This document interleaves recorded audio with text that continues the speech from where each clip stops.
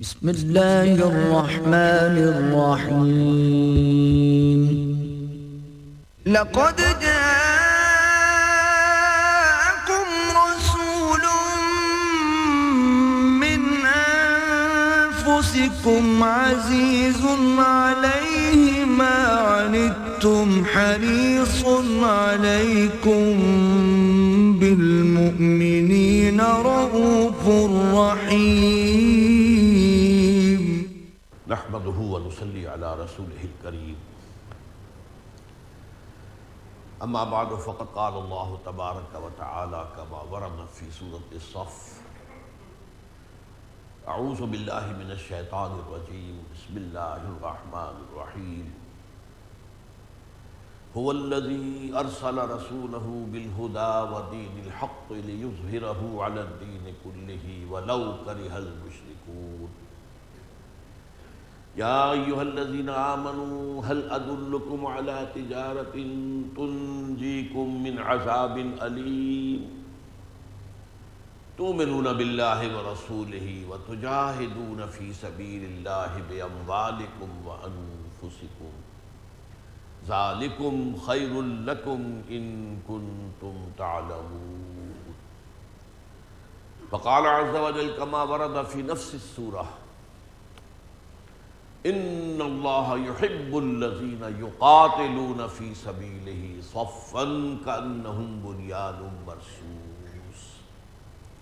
وقال جل وعلا كما ورد في سورة الانفال: وقاتلوہم حتی لا تکون فتنة ویکون الدین کلہ للہ. صدق اللہ العظیم. وعن معاذ بن جبل رضی اللہ تعالی عنہ قال قال رسول اللہ صلی اللہ علیہ وسلم: ان رأس هذا الامر ان تشهد ان لا الہ الا اللہ وحدہ لا شریک لہ وان محمدا عبدہ ورسولہ وان قوام هذا الامر اقام الصلاة وایتاء الزکاة وان ذروة السنام منہ الجہاد فی سبیل اللہ وانما امرت ان اقاتل الناس حتى يقيموا الصلاة ويؤتوا الزکاة ويشهدوا ان لا الہ الا اللہ وحدہ لا شریک لہ وان محمدا عبدہ ورسولہ فاذا فعلوا ذلك فقد اعتصموا وعصموا منی دماءهم واموالهم الا بحقها وحسابهم على اللہ عز وجل. وقال رسول اللہ صلی اللہ علیہ وسلم: والذی نفس محمد بیدہ ما شہب وجہ ولغبرت قدم فی عمل تبتغى فیہ درجات الجنة بعد الصلاة المکتوبة بعد الصلاة المفروضة كجہاد فی سبیل اللہ ولا ثقل میزان عبد کدابۃ تنفق له فی سبیل اللہ او یحمل علیہا فی سبیل اللہ. رواه الامام احمد والبزار والنسائی وابن ماجہ والترمذی وقال حدیث حسن صحیح. رب اشرح لی صدری ویسر لی امری واحلل عقدۃ من لسانی یفقہوا قولی. اللہم ربنا الہمنا رشدنا واعذنا من شرور انفسنا. اللہم ارنا الحق حقا وارزقنا اتباعہ وارنا الباطل باطلا وارزقنا اجتنابہ. اللہم وفقنا ان نجاہد فی سبیلک باموالنا وانفسنا. اللہم ارزقنا شہادۃ فی سبیلک. آمین یا رب العالمین. حضرت معاذ بن جبل رضی اللہ تعالیٰ عنہ سے مروی طویل حدیث ہم پڑھ رہے ہیں، اس کا آخری حصہ باقی ہے. آج میں پچھلے حصے کے ساتھ اس کے مضمون کو جوڑنے کے لیے وقت صرف نہیں کروں گا، بلکہ صرف آخری حصہ جو اس کا ہے کہ حضور نے اس دین اسلام کے معاملے کو ایک درخت سے تشبیہ دی. جیسے ایک درخت کی جڑ ہوتی ہے، پھر اس کا تنا ہوتا ہے، پھر اس کے بعد شاخیں ہیں، ان میں برگ و بار ہیں، پتے ہیں، پھل ہیں یا پھول ہیں. اسی طرح اسلام ہے، اس کی جڑ کیا ہے؟ کلمہ شہادت لا الہ الا اللہ وحدہ لا شریک لہ و محمد رسول اللہ صلی اللہ علیہ وسلم وعبدہ. یہ کلمہ شہادت یہ جڑ ہے. تنا کیا ہے؟ نماز کا نظام، زکوٰۃ کا نظام. اس پر تفصیلی گفتگو آئندہ ہوگی انشاءاللہ، اس لیے کہ جو تیسری حدیث ہے 40 نبوی کی، اس کا موضوع یہ ہے. چوٹی کیا ہے؟ وہ جہاد فی سبیل اللہ ہے. یہ وہ بات ہے کہ جو ہمارے ذہنوں سے بالکل اوجھل ہو گئی.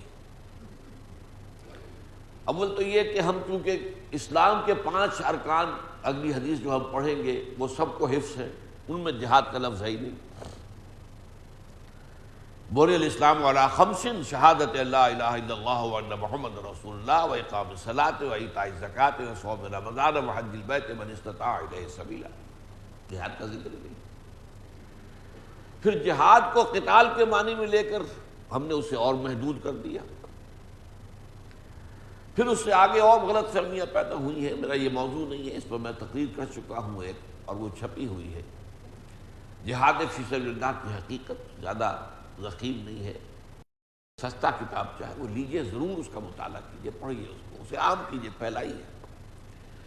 کیونکہ جہاد کے بارے میں غلط فہمیاں جو دوسروں نے، دشمنوں نے پھیلائی ہیں وہ تو پھیلائی ہیں، لیکن اپنوں نے جو غلط فہمیاں پیدا کی ہیں وہ زیادہ بنیادی ہیں. انہی کی بنا پر اصل میں دشمنوں کو زیادہ کچھ جہاد کے خلاف پروپیگنڈے کا حق حاصل ہوا.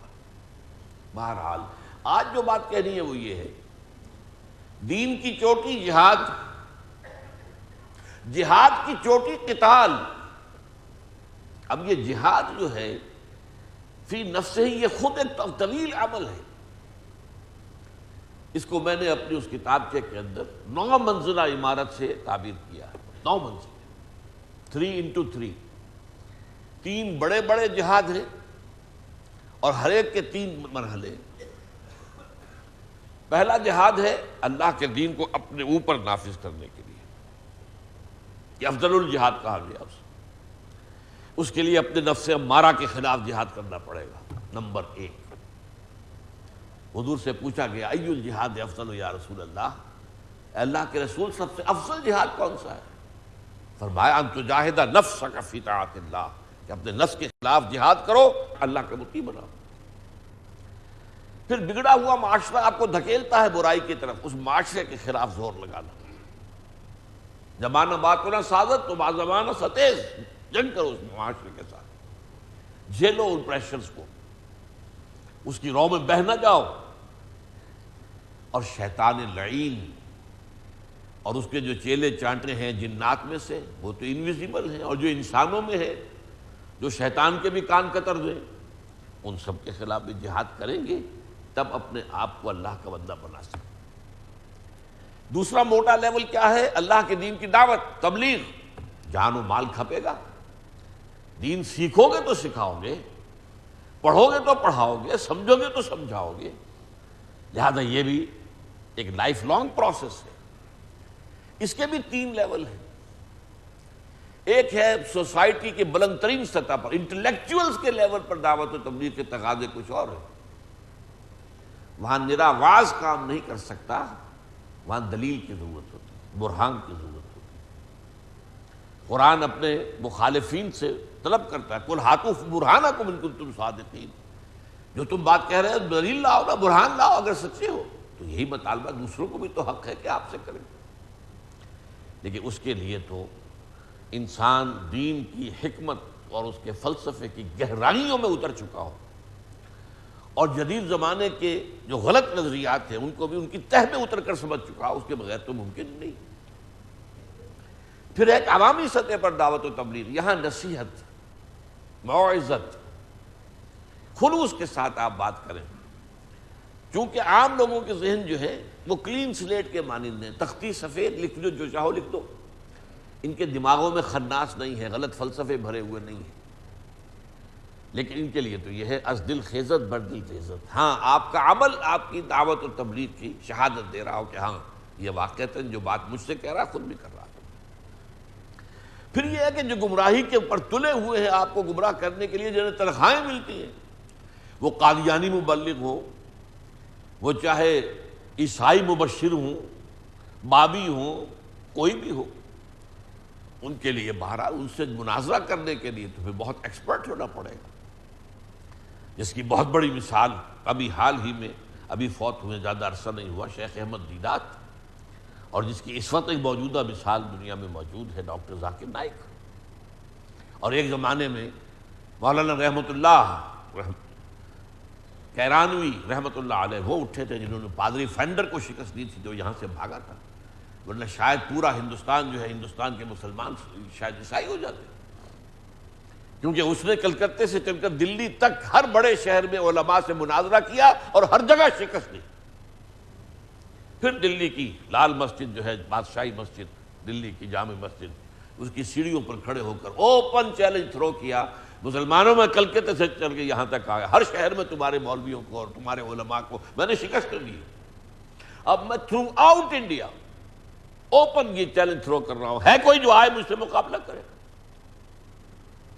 اب اگر کوئی نہ آ سکتا، علماء نے شکستیں کیوں کھائیں؟ انہوں نے کبھی بائبل پڑھی ہی نہیں، بائبل تو پڑھنا دور رہا، قرآن مجید بھی نہیں، اس لیے کہ ان کے ہاں تو فقہ چلتی تھی، فتویٰ دینا ہے تو فتویٰ دینے کے لیے فقہ کا علم کافی ہے، اور فقہ کا زیادہ مواد جو ہے وہ تو حدیث سے آتا ہے، قرآن سے تو کم ہے، لہذا قرآن کے ساتھ بھی ان کا اشتغال اتنا نہیں تھا جتنا کہ ہونا چاہیے تھا، اور بائبل تورات یہ تو کبھی پڑھی ہی نہیں، تو مناظرہ کیسے ہو؟ وہ آتے تھے پڑھ کر سمجھ کر، عربی کے ماہر، فارسی کے ماہر۔ بہرحال یہ 3 لیول ہو گئے جہاد دین کی دعوت و تبلیغ کے لیے، وہ جہاد تبلیغ اور دعوت کا at the level of the intellectuals, intelligent minority, intellectual minority, at the level of the common masses, اور یہ کہ ان گمراہ کرنے والوں کر ادھار کھائے بیٹھے ہوئے اور اس کی تنخواہ پانے والے لوگوں سے مناظرہ اور مجادلہ۔ پھر ہے 3 دین کو قائم کرنے کی جد و جہد، اس میں پہلا مرحلہ یہ ہے کہ دعوت دیتے رہو، تبلیغ کرتے رہو، تمہیں کوئی مارے تو سہ لو، جوابی کارروائی نہ کرو۔ 12 برس تک مکے میں یہ حکم تھا حضور کا، پیسو ریزسٹنس جدید اصطلاح میں اس کو کہیں گے۔ پھر جب محسوس ہو کر طاقت کافی ہے تو ایکٹیو ریزسٹنس، چیلنج تھرو کرو اب پورے نظام کو، اور آخری مرحلہ آؤ میدان جنگ کے اندر۔ تو یہ نئی منزل ہے قتال فی سبیل اللہ۔ تو پہلی بات تو یہ سمجھنے کی ہے کہ یہ جہاد اور قتال کے درمیان جو فرق ہے اس کو اچھی طرح سمجھ لیجئے، اس لیے میں نے سورہ صف کی آیتیں سنائی جو بہت مرتبہ سنائی گئی۔ اس جہاد و قتال کا مقصد کیا ہے؟ هو الذی ارسل رسولہ بالہدی ودین الحق لیظہرہ علی الدین کلہ، اللہ کے دین کو غالب کرنا، نظام قائم کرنا۔ اس نظام کے نیچے کوئی یہودی رہے، کوئی عیسائی رہے، کوئی ہندو رہے، کوئی مجوسی رہنا چاہ رہے، لیکن نظام اللہ کا ہو، یہ مقصد، یہ جد و جہد۔ اس کے لیے جو پہلی 8 منزلوں کی جد و جہد ہے وہ جہاد ہے، اور اس کے لیے اسی سورہ صف میں جو فرمایا یا ایھا الذین آمنوا هل ادلکم علی تجارۃ تنجیکم من عذاب الیم، اے ایمان والو کیا تمہیں بتاؤں وہ کاروبار، وہ تجارت جو تمہیں دردناک عذاب سے، جہنم سے چھٹکارا دلا دے۔ تؤمنون باللہ ورسولہ وتجاہدون فی سبیل اللہ باموالکم وانفسکم، ایمان پختہ رکھو اللہ پر اور اس کے رسول پر، اور جہاد کرو اپنی جانوں اور مالوں کے ساتھ اللہ کی راہ میں۔ گویا کہ اس جہاد کے بغیر جہنم سے چھٹکارا پانے کا خیال ایک امید موہوم ہے، یہ آپ کی گھڑی ہوئی وشفل تھنکنگ ہے۔ اب اس سے اندازہ ہوا کہ جہاد کے بغیر تو نجات ہے ہی نہیں، اور نفس کے خلاف تو 24 گھنٹے جہاد کرنا پڑتا ہے۔ بندہ مومن کی زندگی کا کوئی لمحہ ایسا ہو ہی نہیں سکتا کہ جہاد نہ ہو رہا ہو۔ فجر کے عین وقت جو ہے اذان کی آواز سن لی، آنکھ بھی کھل گئی، نفس نے کہا ذرا سو جاؤ، بس کروٹ لی اور انٹا غفیل۔ یہ جہاد جو ہے اس کے خلاف کھڑے ہو جانا، جیسا کہ حدیث میں آتا ہے، خاص طور پر سردی کے موسم میں شدید معلوم ہوا کہ وضو کرنا بھی کوئی آسان کام نہیں، گیزر تو ہوتے نہیں تھے، لیکن یہ کہ اس وقت اٹھنا نفس کے خلاف جہاد بہت بڑا جہاد ہے، اس کے بغیر نہیں آدمی اٹھ سکتا، نماز نہیں پڑھ سکتا، باجماعت مسجد میں جانا، سردی کا وقت ہے، ٹھنڈی ہوا چل رہی ہے، وغیرہ وغیرہ۔ تو قتال جو ہے گویا کہ یہ تو بیس لائن ہے جہاد فی سبیل اللہ، اس کے بغیر تو نجات ہی نہیں۔ اس کی چوٹی، میں نے کہا تھا دین کی چوٹی جہاد فی سبیل اللہ، جہاد فی سبیل اللہ کی چوٹی قتال فی سبیل اللہ۔ اسی سورہ صف کی آیت نمبر 4 میں فرما دیا گیا ان اللہ یحب الذین یقاتلون فی سبیلہ صفا کانہم بنیان مرصوص، اللہ کو محبوب تو ہے اپنے وہ بندے جو اس کی راہ میں جنگ کرتے ہیں ایسی صفیں باندھ کر گویا کہ سیسا پلائی ہوئی دیوار، دشمن کو رکھنا ڈال نہ سکے، کوئی قدم پیچھے ہٹے ہی نہ کسی کا۔ صف میں سے کوئی پیچھے ہٹے گا تو راستہ بنے گا نا دشمن کے لیے آگے بڑھنے کا، جیسے سیسا پلائی ہوئی دیوار، آج ہم کہیں گے جیسے ری انفورس کانکریٹ، اس طریقے سے انسان جو ہے صفیں باندھ کر اللہ کی راہ میں جنگ کرے، تو یہ قتال فی سبیل اللہ۔ اور اس قتال فی سبیل اللہ کی پھر آخری بات بیان کی گئی سورہ انفال میں، جب یہ مرحلہ شروع ہو گیا حضور کی سیرت طیبہ حیات طیبہ میں، اب فرمایا دیکھنا کہیں درمیان میں نہ رک جانا، کہ ایسا نہ ہو کہ سانس پھول جائے تمہارا، ہمتیں جواب دے جائیں، نہیں، اب یہ قتال جاری رہے گا، قاتلوہم حتی لا تکون فتنۃ ویکون الدین کلہ للہ، جنگ جاری رکھو گے یہاں تک کہ فتنہ اور فساد بالکل فروغ ہو جائے۔ سب سے بڑا فتنہ و فساد کیا ہے؟ اللہ کے مقابلے میں ہم کھڑے ہو جائیں، ہم خود حاکم۔ آج کے دور کی سب سے بڑی بغاوت، بارہا میں نے آپ کو بتایا، یہ سیکولرزم اور یہ پاپولر ساورنٹی کا کانسیپٹ سب سے بڑا شرک ہے، جسے ہمارے ہاں بڑے بڑے جو موحدین اپنے آپ کو سمجھتے ہیں وہ نہیں جانتے۔ آج کے دور کا اصل شرک یہ ہے، جو اصل شرک ہے آج کے دور کا، اس کو پہچاننا بہت ضروری ہے۔ میری 6 گھنٹے کی تقریریں ہیں حقیقت و اقسام شرک پر، 6 گھنٹے۔ بہرحال یہ جو ہے قاتلوہم، اب یہ قتال جاری رہے گا حتی لا تکون فتنۃ، کہ فساد اور بغاوت اللہ کے خلاف بالکل فروغ ہو جائے، اور دین کل کا کل اللہ کے ہو جائے، اللہ کے تابع آ جائے۔ سارا نظام، سیاسی نظام، معاشی نظام، معاشرتی نظام، دیوانی قانون اور فوجداری قانون، آئلی قوانین، ہر شے اللہ کے دین کے تابع ہو جائے، اس وقت تک یہ قتال جاری رہے۔ یہ ہے اس قتال کا معاملہ۔ اور ایک خاص قتال جو ہم پڑھ چکے ہیں اس حدیث کے اندر جو آیا ہے، جس میں گویا کہ ایسی بات سامنے آتی ہے کہ قتل عام کر دیا جائے مشرکین کا، اس کا پس منظر میں بیان کر چکا ہوں۔ یہ گویا کہ اس قتال فی سبیل اللہ کی آخری چوٹی ہے، جس کو جدید اسلام میں ہم کہیں گے موپنگ اپ آپریشن۔ کیا ہوتا ہے کسی جنگ میں، ایک فوج کو فتح تو حاصل ہو گئی ہے بحثیت مجموعی، اب وہ دیکھتے ہیں، اچھی طرح چھانتے ہیں، بینتے ہیں کہیں کوئی پاکٹ آف ریزسٹنس موجود تو نہیں ہے، تو یہ موپنگ اپ آپریشن ہوا ہے، اور یہ خاص امیین کے خلاف تھا، کسی اور کے لیے نہیں۔ ان کے لیے صرف 2 آلٹرنیٹیوز تھے، چونکہ محمد تم میں سے تھے صلی اللہ علیہ وسلم، اور انہوں نے تمہاری زبان میں تم پر اتمام حجت کر دیا، اللہ نے تمہاری زبان میں اپنا کتاب نازل کر دی، اب تمہارے پاس یو ہیو نو ایکسکیوز، اب تم ایمان نہیں لاؤ گے تو قتل کر دیے جاؤ گے۔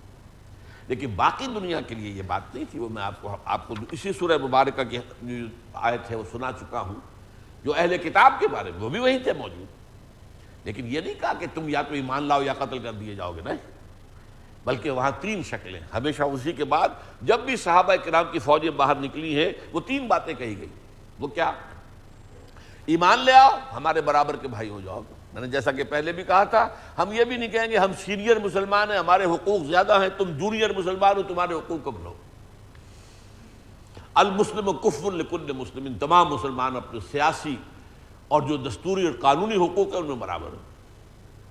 نمبر 2، یہ نہیں مانتے تو اللہ کے دین کا غلبہ برداشت کرو، دین کا، اس کے نیچے تم یہودی رہو، نصرانی رہو، ہمیں کوئی اعتراض نہیں، تمہارے سینیگوگز، تمہارے چرچز کی حفاظت کی جائے گی، تمہیں پرسنل لا کی پوری آزادی دی جائے گی، تمہارے ہاں اسلامی ریاست میں رہتے ہوئے معیشت کے لیے کاروبار کرنے کی اجازت ہے، ملازمتیں کرنے، ہر چیز دروازہ کھلا ہوا ہے، لیکن یہ ہے کہ دین اللہ کا ہوگا۔ مذہب تمہارے ہو سکتے ہیں، ہندو رہو، سکھ رہو، پارسی رہو، عیسائی رہو، یہودی رہو، مجوسی رہو، بدھ رہو، جو چاہے رہو، مذہب رہ سکتے، تو یہ معاملہ خاص تھا، یہ موپنگ اپ آپریشن ہوا ہے، اور حال صورت یہ ہے کہ آیت تو انتہائی خوفناک ہے۔ فَإِذَا انسَلَخَ الْأَشْهُرُ الْحُرُمُ فَاقْتُلُوا الْمُشْرِكِينَ حَيْثُ وَجَدتُّمُوهُمْ وَخُذُوهُمْ وَاحْصُرُوهُمْ وَاقْعُدُوا لَهُمْ كُلَّ مَرْصَدٍ۔ یہ جو 4 مہینے کی مہلت دے دی گئی ہے، جیسے یہ ختم ہو جائے تو مسلمانوں ان مشرکین کا قتل عام کرو، انہیں پکڑو، ان کا گھیراؤ کرو، محاصرہ کرو، اور ان کو پکڑنے کے لیے گھات میں لگ کر بیٹھو۔ کتنے سخت الفاظ، لیکن حقیقتاً واقعتاً کیا ہوا؟ ایک شخص کے قتل کی نوبت بھی نہیں آئی۔ سب امیین اسلام لے آئے، یا کچھ لوگ جو ہیں وہ پھر جزیرہ نما عرب کو خیر بات کہہ کے چلے گئے۔ تو بہرحال وہ تو جو درمیان کی آیت تھی وہ اب اس حدیث کا حصہ میں اس وقت نہیں پڑھ رہا ہوں، ورنہ یہ ہے کہ وقت بہت نکل جائے گا۔ اب یہ کہ اس قتال فی سبیل اللہ کا مقام کیا ہے، اس کے لیے جہاں جو فرمایا ہے حضور صلی اللہ علیہ وسلم نے وہ الفاظ نوٹ کرنے کے ہیں، والذی نفس محمد بیدہ، قسم ہے اس ذات کی جس کے ہاتھ میں محمد کی جان ہے صلی اللہ علیہ وسلم، ما شہب وجہ، نہیں کوئی چہرہ تھکن کی وجہ سے نڈھال ہوا یا اس کا رنگ متغیر ہوا، وَلَغْبَرَّتْ قَدَمٌ فِي عَمَلٍ، اور نہ ہی کوئی قدم جو ہے وہ غبار آلود ہوئے، فی عمل، کسی ایسے عمل میں تبتغى فیہ درجات الجنہ، کہ جس کے ذریعے سے جنت کے درجے حاصل کرنے کی کوشش کی جائے۔ اب یہ ذرا جس کا ہمارا ایک ویلیو سٹرکچر ہے اس کو سمجھ لیجیے۔ سب سے اونچا مقام دین میں کیا ہے؟ قتال فی سبیل اللہ، اور اللہ کی راہ میں جان دے دینا، جس کے لیے کہ خود حضور صلی اللہ علیہ وسلم کی خواہش ہمارے سامنے آتی ہے، مجھے میری بڑی خواہش ہے، لَوَدِدتُّ أَنْ أُقْتَلَ فِي سَبِيلِ اللَّهِ ثُمَّ أُحْيَا ثُمَّ أُقْتَلَ ثُمَّ أُحْيَا ثُمَّ أُقْتَلَ، میری بڑی خواہش ہے میں اللہ کی راہ میں قتل ہو جاؤں، پھر زندہ کیا جاؤں، پھر قتل ہو جاؤں، پھر زندہ کیا جاؤں، پھر قتل ہو جاؤں۔ یہ اونچا مقام ہے۔ ایک ہمارے ہاں بعد میں جو اونچے مقامات بنتے چلے گئے وہ اللہ اللہ اللہ اللہ، مراقبے، چلے، اور ان سے کچھ روحانی کیفیت کا حصول۔ یہ شفٹ ہوا ہے، دین کا ایمفیسس کا معاملہ شفٹ ہوا ہے، اسی لیے پھر ہم مغلوب رہے۔ اسی لیے ایک مرتبہ خلافت راشدہ کے نظام کے درہم برہم ہو جانے کے بعد دوبارہ خلافت کا نظام نہیں قائم ہو سکا آج تک، سوائے وہ 2 سال حضرت عمر بن عبدالعزیز کے، بس وہ بھی ایک شخصی سی بات تھی۔ جیسے حضرت داؤد علیہ السلام کو اچانک حکومت مل گئی، کوئی اس کے لیے انہوں نے جہاد نہیں کیا تھا، کوئی اس کے لیے کوئی جماعت نہیں بنائی تھی، کوئی جد و جہد نہیں کی تھی، ان مراحل میں سے نہیں گزرے تھے، بس جھولی میں آ پڑے۔ اسی طرح حضرت عمر کا معاملہ رضی اللہ تعالیٰ رحمۃ اللہ علیہ، صحابی نہیں ہے، تابعی ہے، عمر بن عبدالعزیز حضرت عمر کے نواسے بنتے۔ بہرحال اس کے علاوہ آج تک تو وہ خلافت کے نظام دوبارہ نہیں ہے۔ کیوں نہیں آیا؟ اس لیے کہ یہ شفٹ آف ایمفیسس ہو گیا، روحانیت کے نام سے ایک اور ہی تصور ذہنوں کے اندر راسخ ہو گیا۔ آپ کو صوفیاء کرام اور بڑے بڑے اولیاء اللہ کے بارے میں جو قصے ملیں گے، 40 برس تک جنگلوں میں رہ کر ریاضت۔ اب پتہ نہیں یہ قصے جھوٹے ہیں سچے ہیں، واللہ عالم۔ 40 برس تک حضرت امام ابو حنیفہ نے عشاء کی وضو کے ساتھ فجر کی نماز پڑھی ہے۔ پتہ نہیں صحیح ہے یا غلط ہے۔ حضور کی تو حدیث یہ ہے کہ میں رات کو سوتا بھی ہوں اور کھڑا بھی رہتا ہوں، عبادت بھی کرتا ہوں، میری سنت تو یہ ہے۔ یہ سارا اصل میں جو ہوا روحانیت کا، اس پر میرا ایک کتابچہ ہے، اس کے لیے بھی دین میں گنجائش ہے، یہ نہیں میں سمجھتا کہ ہے نہیں۔ ایک دفعہ دین قائم ہو جائے، اللہ کا دین قائم ہے، آپ اس کے نیچے رہتے ہیں، اب اس دین کو آگے پھیلانا یہ اس نظام حکومت کا کام ہے۔ آپ سے مطالبہ کیا جائے گا، آؤ نکلو میدان میں، آپ کو جانا پڑے گا۔ حضرت عمر کے زمانے میں رضی اللہ تعالیٰ عنہ، شام میں، ایران میں جہاد ہو رہا تھا، قتال ہو رہا تھا،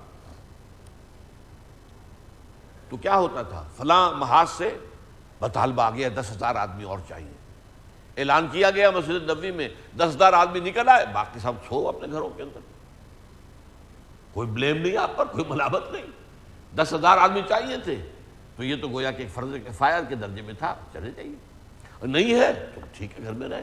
اب اس حالت میں نوافل کے ذریعے سے، اوراد اور وظائف کے ذریعے سے اپنی روحانیت کو ترقی دینا، یہ میرے نزدیک صحیح تھا، یہ غلط نہیں تھا۔ ایک حدیث کے اندر موجود ہے کہ اللہ کے قرب کے حصول کے دو ذریعے ہیں، تقرب بالفرائض، تقرب بالنوافل۔ ان میں بہت اونچا درجہ جو ہے تقرب بالفرائض کا ہے، اللہ تعالیٰ کو سب سے زیادہ پسند یہ ہے کہ اس کا بندہ اس سے فرائض کے ذریعے سے تقرب حاصل کرے، لیکن نوافل کے ذریعے سے بھی تقرب حاصل ہوتا ہے، اس کا بہت اونچا مقام بھی ہے، لیکن یہ کب ہوگا جب کہ وہ فرض کی تکمیل ہو چکی ہو۔ فرض ہوا نہیں اور آپ نوافل کے ڈھیر لگائے جا رہے ہیں تو وہ نفل قبول ہوگا؟ تو فرائض میں سے جب دین کو غالب کرنے کی جد و جہد اس فہرست سے نکل گئی تو دین کا نظام تو نہیں تھا، لیکن وہ اپنے نوافل کے ذریعے سے، اپنے چلوں کے ذریعے سے، اوراد و وظائف کے ذریعے سے، اور جو بھی بہرحال یہ سب مانتے ہیں تمام جتنے بھی سلسلے ہیں سلوک کے کہ وہ طریقے مسنون نہیں ہیں، مسنون طریقے نہیں ہیں جن طریقوں سے کہ انہوں نے اپنے ہاں کا خانقاہی نظام بنایا ہے۔ لیکن یہ کہ میں یہ نہیں کہتا کہ مفید نہیں، مفید ہیں، بہت سی نفسیاتی قسم کی ایکسرسائزز کے ذریعے سے انسان میں ایک روحانی کیفیت اور روحانی برتری پیدا ہو جاتی ہے، اس لیے کہ وہ ایک روحانیت، روح انسان میں ہے نا۔ تو جیسے آپ ڈنڈ نکالیں گے اور اٹھک بیٹھک کریں گے تو آپ کے پٹھے مضبوط ہوں گے کہ نہیں ہوں گے، اسی طرح روحانی جو ہے ایکسرسائزز کے ذریعے سے آپ کی وہ جو روح جو ہے اس کے اندر تقویت پیدا ہوتی ہے، ایک روحانی کیفیت حاصل ہوتی ہے، میں اس کا انکار نہیں کر رہا، لیکن ہمارے لیے اسوہ کیا ہے؟ لقد کان فی لکم فی رسول اللہ اسوۃ حسنہ، حضور کا اور صحابہ کا طریقہ کار کیا تھا؟ وہ ہے جہاد اور قتال فی سبیل اللہ۔ اسی میں بھوک بھی آ جائے گی، آپ نفلی روزے رکھتے ہیں، غزوہ تبوک میں جاتے آتے کس قدر بھوک کا عالم تھا، وہ ساری کیفیت جو ہے جو نفلی روزوں سے آپ حاصل کرنا چاہتے ہیں، جہاد کے اندر جب بھوک آئے گی تو آ جائے گی کہ نہیں آ جائے گی؟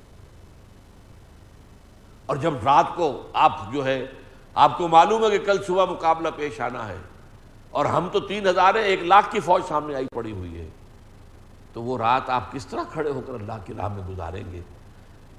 گھر میں پڑے ہوئے وہ رات کبھی آ سکتی ہے آپ کو؟ جو دعائیں آپ اس وقت کریں گے اللہ سے، جو گڑ گڑائیں گے اللہ کی جناب میں، جو تضرع ہوگا وہ ہو سکتا ہے کہیں اور۔ تو حضور کا راستہ جہاد فی سبیل اللہ اور قتال فی سبیل اللہ، لیکن جہاد فی سبیل اللہ جو صحیح ترین جہاد فی سبیل اللہ ہے، اس کے لیے جیسا کہ میں نے عرض کیا، اس کے لیے شرائط ہیں، اس کے لیے لوازم ہیں۔ پہلے ایمان، صحیح ایمان دلوں میں راسخ کیا جائے، اور اس کا ثبوت کیا ہوگا؟ شریعت پر عمل، جس حکم پر عمل کر سکتے ہو تو کرو، پھر تنظیم جمع کرو، جوڑو انہیں بیعت کے ذریعے سے، پھر تزکیہ کرو، دل میں کہیں کوئی اور امنگ، کوئی اور ولولہ ہے تو نکال دو، صاف کر دو، سوائے اللہ کی رضا اور آخرت کی فلاح کے کوئی اور مقصود و مطلوب شے دل میں نہ رہے۔ یہ پاپڑ بیلنے پڑتے ہیں پہلے، پھر وہ صحیح جہاد فی سبیل اللہ کی منزل آتی ہے۔ 12 برس تک یہ تو کیا حضور نے صلی اللہ علیہ وسلم مکے کے اندر، اور اس کے ساتھ پیسو ریزسٹنس، تمہیں مارے، تمہارے جسم کے ٹکڑے کر دیں، تمہیں زندہ جلا دیں، ہاتھ مت اٹھانا، کوئی ریٹیلیشن نہیں ہوگی، no retaliation, no raising of hands even in self defence. یہ سب سے بڑا حضور کی کامیابی کا جو راز ہے، ان میں سب سے بڑا راز یہ ہے، میں نے اپنی کتاب میں منہج انقلاب نبوی میں تفصیل سے بحث کی ہے اس کی۔ حضرت سمیہ اور حضرت یاسر حضور کی نگاہوں کے سامنے ذبح کیے گئے، شہید کیے گئے، صحابہ بھی گزرتے تھے، حضور بھی گزرتے تھے، جب ابو جہل ٹارچر کر رہا تھا تو حضور کیا کہتے تھے؟ اصبروا یا آل یاسر فإن موعدکم الجنہ، اے یاسر کے گھر والوں صبر کرو، برداشت کرو، تمہارا وعدے کی جگہ جنت ہے۔ ورنہ یہ کہ مسلمانوں سے کہتے ہیں کر دو ٹکڑے اس کے بدبخت کے ابو جہل کے، وہ تو سارے کے سارے توڑ کے پھوڑ کے رکھ دو، یہ بت جو رکھے ہیں کعبے کے اندر، نہیں، اسی کعبے کا طواف کرتے رہے 12 برس۔ غور کیجئے، وہی کے آغاز سے پہلے بھی تو حضور طواف کرتے ہوں گے، طواف تو چلا آ رہا تھا حضرت ابراہیم کے زمانے سے، اسی گھر کا جس میں بت رکھے تھے، اور پھر آغاز وحی کے بعد سے بھی پورے مکی دور میں 12 برس اسی کعبے کا طواف کیا، اسی صحن کعبہ میں کھڑے ہو کر نماز پڑھی، جہاں دائیں بھی بت، بائیں بھی بت، سامنے بھی بت، پیچھے بھی بت، بت ہی بت۔ یہ ہے منہج انقلاب، اس منہج پر نہیں چلیں گے، جذبہ ہے اور سچا جذبہ ہے، خلوص ہے اور پورا خلوص ہے، لیکن جذبہ اور خلوص سے بات نہیں بنے گی، طریقہ کار محمد الرسول اللہ صلی اللہ علیہ وسلم کا ہونا چاہیے۔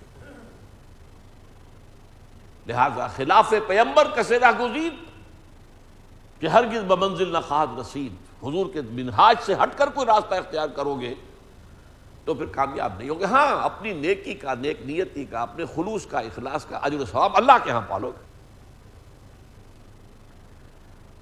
اب یہ جہاد اور قتال جو ہے، اس کے بارے میں آپ کو معلوم ہے، یہ بات تو آج کی نہیں ہے۔ گلیڈ سٹون ہوتا تھا ایک بہت بڑا لیڈر، برطانیہ کا وزیر اعظم تھا، اس نے پارلیمنٹ ہاؤس میں، برٹش پارلیمنٹ میں قرآن مجید کا نسخہ یوں لہرایا اور کہا جب تک یہ کتاب دنیا میں موجود ہے امن قائم نہیں ہو سکتا۔ تو اتنی پرانی بات ہے۔ اب اگر آ کر انہوں نے اوراق قرآن کو گٹر کے اندر بہا دیا ہے تو یہ تو در حقیقت یہ ان کے دلوں کے اندر، اور آپ کو معلوم ہے ایک مرتبہ کلکتہ ہائی کورٹ نے تو ایک دے دیا تھا فیصلہ کہ قرآن کو بین کر دیا جانا چاہیے۔ کرے گا کون بین؟ آخر 18-20 کروڑ مسلمان موجود ہیں، وہاں کے مسلمانوں کی غیرت ہماری غیرت دینی سے 100 گنا زیادہ ہے۔ آئلی قوانین میں تھوڑی سی ترمیم کی تھی، وہی اسی کلکتہ ہائی کورٹ نے، شاہ بانو کیس میں۔ اسلامی قانون تو یہ ہے کہ آپ نے بیوی کو طلاق دی، دوران عدت اس کے آپ نان نفقے کے ذمہ دار ہیں، بعد میں نہیں۔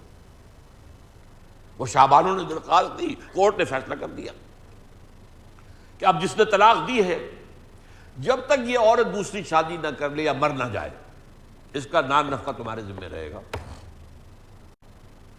شریعت کی کوئی چیز کاٹی نہیں، شریعت میں اضافہ کیا، لیکن اس پر جو وہاں طوفان اٹھا ہے، جو تحریک مسلمانوں نے چلائی، آپ کو معلوم ہے پرسنل لا بورڈ بنا، ساری دینی جماعتیں جمع ہو گئی، سینکڑوں لوگوں نے جانیں دے دی، بالآخر راجیو گاندھی کو گھٹنے ٹیکنے پڑے، اور پارلیمنٹ میں، لوک سبھا میں اس نے اعلان کیا، یہ بھی کہا کہ ہندوستان کی کوئی عدالت مسلمانوں کے آئلی قوانین میں دخل نہیں دے سکتی، اور یہ بھی کہا کہ اس سے پہلے میں نے تو مطالعہ کیا نہیں تھا، اب میں نے جو مطالعہ کیا ہے تو میں کہتا ہوں کہ جو حقوق اسلام نے عورتوں کو دیے ہیں وہ دنیا کے کسی مذہب نے نہیں دیے۔ ہی از آن ریکارڈ۔ مولانا علی میاں نے اپنی کتاب میں یہ سارا نقل کیا۔ تو بہرحال یہ جہاد اور قتال جو ہے یہ جاری رہنے والی شے ہے، لیکن اس کے وہ راستے، البتہ ایک اور جہاد قتال ہو سکتا ہے، وہ جائز قتال جسے میں کہتا ہوں، اس کو سمجھ لیجئے۔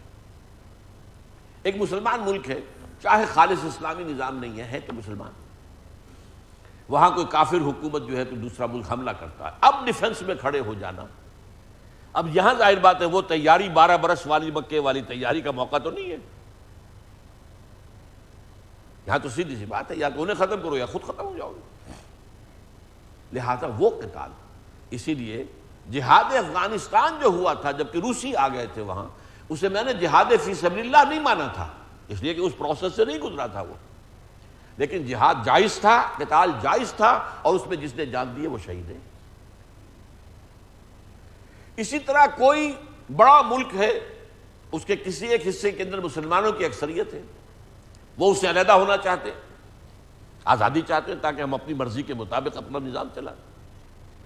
اس وقت بھی ہو رہا ہے، فلپائنس کے اندر بھی ہو رہا ہے وہ اسی طرح کی جنگ جو ہے مسلمان کر رہے ہیں. کمبوڈیا میں بھی ہو رہا ہے اور کشمیر میں ہوا ہے. یہ بھی جائز ہے، اس میں جان دینا بھی شہادت ہے.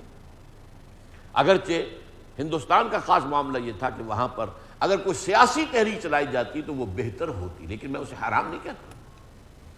حریت کے لیے، آزادی کے لیے، جہاد فی سبیل الحریت جائز ہے، مسلمان کرے. اب اس کے لیے بھی وہ ساری جو ہے وہ سارا جو مراحل ہیں، تربیت، تزکیہ، تنظیم، وہ ضروری نہیں. لیکن وہ جہاد کہ آپ کسی ملک میں اسلام کو غالب کرنے کی جد و جہد کرنا چاہتے ہیں، وہ ہوگا عین حضور کے اسوے کے مطابق. وہ ان تمام شرائط کو پورا کر کے، ان تمام لوازم کو پورا کر کے، ان تمام درجوں میں سے گزر کر جہاد ہوگا تو پھر وہ قتال صحیح ہوگا، اور وہ صحیح معنی میں قتال فی سبیل اللہ ہوگا. اب میں آپ کو ایک حدیث سنا رہا ہوں. میں بات کہنے لگا تھا، پھر میرا ذہن دوسری طرف چلا گیا.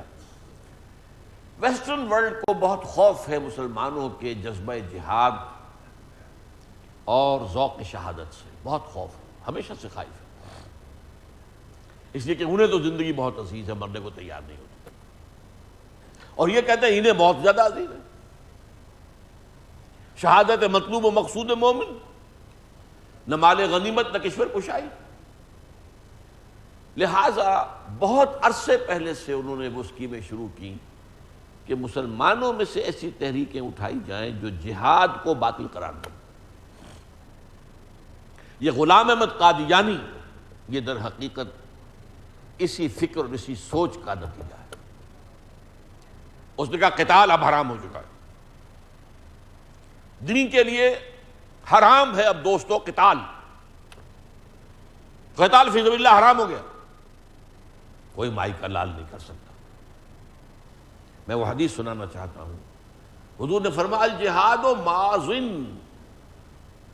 جہاد جاری رہے گا منذ بعثنی اللہ، اس وقت سے جب سے اللہ نے مجھے مبعوث کیا، الی ان یقاتل آخر هذه الامة الدجال، یہاں تک کہ میری اس امت کا آخری حصہ دجال کے خلاف جنگ کرے گا. اب اس ایک حدیث میں جہاد اور قتال دونوں آ گئے. جیسے سورہ صف میں جہاد فی سبیل اللہ، قتال فی سبیل اللہ دونوں آ گئے، اس حدیث میں بھی ہے الجہاد ماضٍ منذ بعثنی اللہ الی ان یقاتل آخر هذه الامة الدجال. وہ قتالوں کا سلسلہ شروع ہو چکا ہے. حضور کی دوسری خبریں جو ہیں کتاب الملاحم جو ہیں ان کے اندر کہ پہلے رومیوں سے جنگیں ہوں گی، وہ ہو رہی ہیں. عیسائیوں کے عیسائی حملہ آور ہوئے. ایک بہت بڑی جنگ ہوگی جن میں 80 جھنڈے لے کر عیسائی جو ہیں مسلمانوں پر حملہ آور ہوں گے، اور ہر جھنڈے کے نیچے 12,000 فوج ہوگی. یہ حدیث ہے حضور کی. اس کے بعد آخری مرحلے میں آئے گا یہودی. آپ غور کیجئے، گلف وار میں، پہلی گلف وار میں بھی یہودیوں کو سامنے نہیں لایا گیا، حالانکہ اتنا بڑا کولیشن بنایا گیا، اور عراق کے خلاف جو ہے سارے تقریباً عرب ممالک بھی شامل ہو گئے تھے. لیکن اسرائیل سے کہہ دیا تم نہ میدان میں آنا، تم بیٹھ رہو، تمہاری حفاظت کا ذمہ ہم دیتے ہیں. لو یہ پیٹریوٹ میزائل دے دیتے ہیں ہم. وہ اسکڈ میزائل جو ہے، اگر تمہیں خطرہ ہے صدام کے اسکڈ میزائلز کا تو اس کو فضا ہی میں ختم کرنے والے پیٹریوٹ میزائل ہم دے دیتے ہیں، لیکن تم سامنے مت آنا. اور اب بھی یہی ہوا. عراق کے حملے میں، افغانستان کے حملے میں کتنی بڑی کولیشنز بنائی. افغانستان پر حملے میں تو واقع تاریخ انسانی کی عظیم ترین کولیشن، اس میں سارا کفر جمع ہو چکا ہے. امریکہ اور اس کے حواری، سب سے بڑا حواری برطانیہ، پھر یہ کہ یورپ، اور صرف یہی نہیں، جو ان کے مد مقابل ہیں چائنا بھی اور رشیا بھی، ان دونوں کی ہمدردی بھی افغانستان کے خلاف جو جنگ ہوئی ہے اس میں شامل تھی ان حملہ آوروں کی. تک آج بھی ہے. لیکن اس کے بعد ایک آخری مرحلہ آئے گا جب یہودی کھڑا ہو جائے گا، اور یہودیوں کا لیڈر ہوگا دجال، المسیح الدجال، جس موقع پر پھر حضرت مسیح کا نزول ہوگا. یہ ایک علیحدہ باب ہے. لیکن یہ کہ یہ سلسلہ جو ہے جہاد و قتال کا، اس امت میں کوئی اس کو بند کرنے والا نہیں ہے، یہ سلسلہ جاری رہے گا. تو یہاں اس حدیث کے آخری الفاظ کا ترجمہ پھر کر لیجئے. والذی نفس محمد بیدہ، قسم ہے اس ذات کی جس کے ہاتھ میں محمد کی جان ہے صلی اللہ علیہ وسلم، ما شہب وجہ، نہ تو کوئی چہرہ تکان کی وجہ سے نڈھال ہوتا ہے، نہ اس کے چہرے کا رنگ متغیر ہوتا ہے، بلغ برت قدم فی عمل، اور نہ ہی کوئی قدم غبار آلود ہوتے ہیں کسی سفر میں، تبتغى فیہ درجات الجنہ، جس سے کہ جنت کے درجے جو ہے آدمی حاصل کرنا چاہے، بعد الصلاۃ المفروضۃ، فرض نماز کے بعد، فرض نماز سب سے اونچا عمل ہے، اس کے بعد جو ہے کا جہاد فی سبیل اللہ، جہاد فی سبیل اللہ سے زیادہ اس میں درجات جو ہے جنت کے حاصل کرنا، جہاد فی سبیل اللہ چوٹی کا عمل ہے، وہی جو بات تھی وَضَرْبَةُ السَّلَامِ مِنْهُ الْجِهَادُ فِي سَبِيلِ اللَّهِ۔ یہ ہمارا جو ہے سینس آف پروپورشن درست ہونا چاہیے، ویلیوز کے اندر کیا نسبت و تناسب ہے، نوافل کا معاملہ کیا ہے، فرائض کا معاملہ کیا ہے، دین کی دعوت و تبلیغ و تدریس و تعلیم و تعلم میں قرآن کا درجہ کیا ہے، اور نفل نمازیں پڑھنا، راتوں کو ساری رات جاگنا، اس کا درجہ کیا ہے، یہ حدیث نبی میں بیان کیا گیا۔ لہذا اس ریشیو پروپورشن کو سامنے رکھیے۔ ولا ثقل میزان العبد، میزان عبد کدابۃ تنفق له فی سبیل اللہ او یحمل علیہا فی سبیل اللہ، اور کسی بندہ مومن کی جو نیکیوں کی میزان ہے اس پلڑے کو زیادہ بھاری نہیں کر سکتی کوئی شے، جتنا کہ وہ جانور، گھوڑا یا اونٹ جس پر وہ سوار ہو کر اس نے جنگ کی اللہ کی راہ، اس کی وہ سواری جو خود ہلاک ہو گئی۔ آپ کو معلوم ہے جنگوں کے اندر تیر انسانوں ہی تو نہیں لگتے، گھوڑوں کو بھی لگتے ہیں، گولیاں چلتی ہے تو بندوقوں جو ہے فائر ہے وہ حیوانات پر بھی آتے ہیں۔ تو جو بھی کوئی حیوان، کوئی اونٹ، کوئی گھوڑا یہ اللہ کی راہ میں قتل ہو گیا جہاد فی سبیل اللہ کے ضمن میں، اور جس پر سوار ہو کر کسی مجاہد اور مقاتل فی سبیل اللہ نے قتال کیا، یہ پورا جو ہے جانور اس میزان عمل کے اندر رکھ دیا جائے گا، اور نیکی کے عمل کے، نیکی کے پلڑے کو بھاری کرنے والی اس سے زیادہ اور کوئی شے نہیں۔ پھر میں وہی لفظ کہہ رہا ہوں، sense of proportion among the values, دین کی ویلیوز کیا ہے، روحانی اقدار بھی مطلوب ہے، پسندیدہ ہے، چاہیے، ہونی چاہیے، رات کی نماز بھی، نوافل بھی سب، لیکن یہ کہ یہ دوسرا کھاتا خالی ہو اور اس میں لگ گئے تو ٹیڑھا ہو گیا معاملہ، پھر کج ہو گیا۔ جو چیز جہاں کی ہے اس کو وہیں پر رکھا جائے۔ یہ حدیث جیسا کہ میں اس سے پہلے بھی بتا چکا ہوں آپ کو، امام احمد ابن حنبل نے بھی روایت کی، امام بزار نے بھی، امام نسائی نے بھی، امام ابن ماجہ نے بھی، امام ترمذی نے بھی، اور انہوں نے قرار دیا ہے کہ ھذا حدیث صحیح حسن، یہ حدیث صحیح ہے، حسن ہے۔ اس حدیث پر تو ہماری گفتگو اب ختم ہوئی۔